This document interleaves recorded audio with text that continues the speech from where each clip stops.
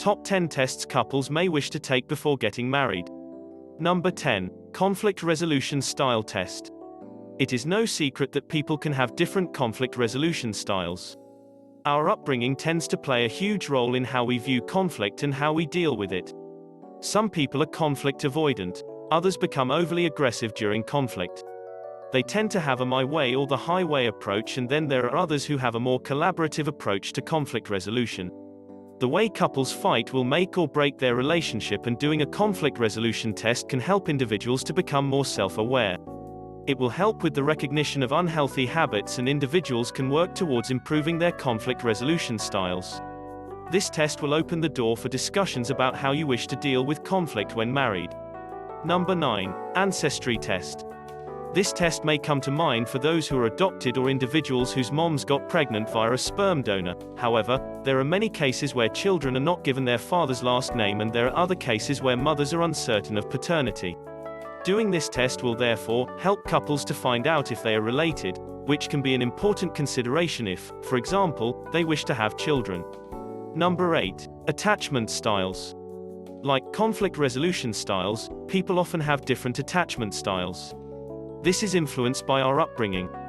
Attachment styles are characterized by different ways of interacting and behaving in relationships.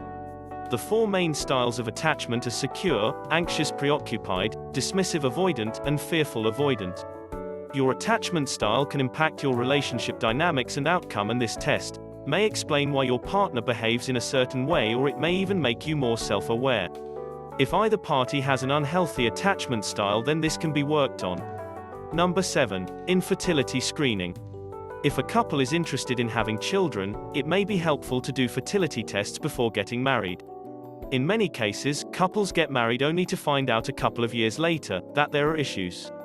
This test is important, because if it's done prior to the marriage, it may give a couple the gift of time.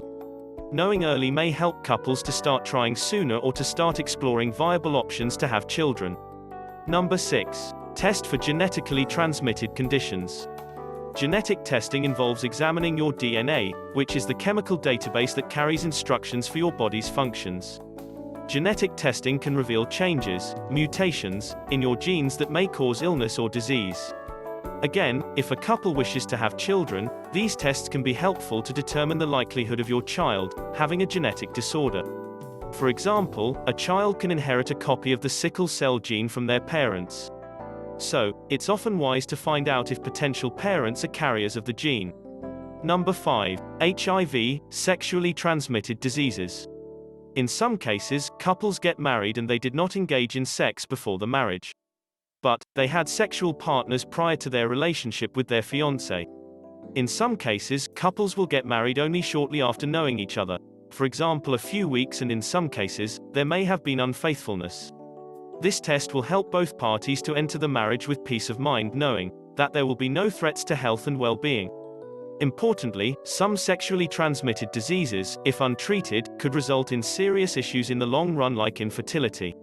So, it's best to find out if parties are disease-free. Number 4. Sexual Compatibility Test.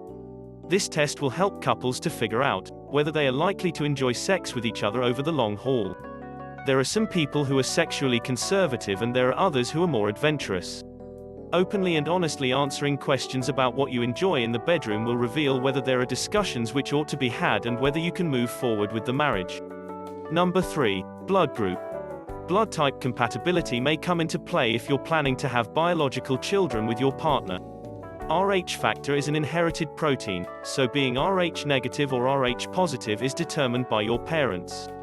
The most common type is Rh positive. Being Rh positive or negative typically does not affect your health, but it could have implications for your pregnancy.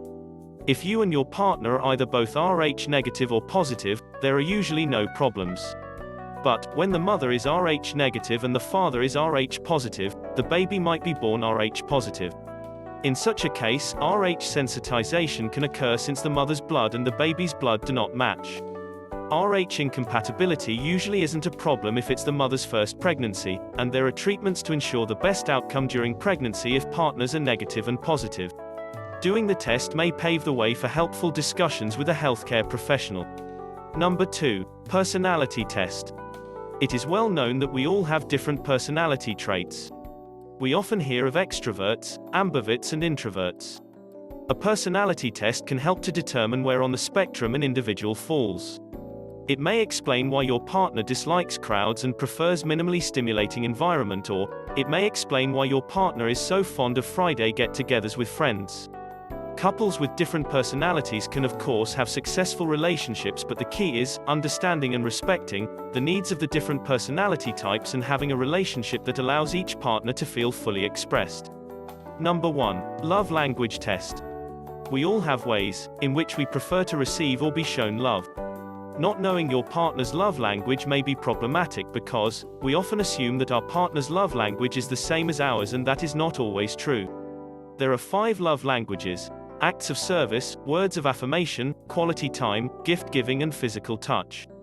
Oftentimes, people can list these in order of importance. When you know your partner's love language, you are better able to demonstrate love in ways that they will appreciate. If you enjoyed this video, please remember to like, comment and subscribe to the channel. Thanks for watching, and we will see you in the next video.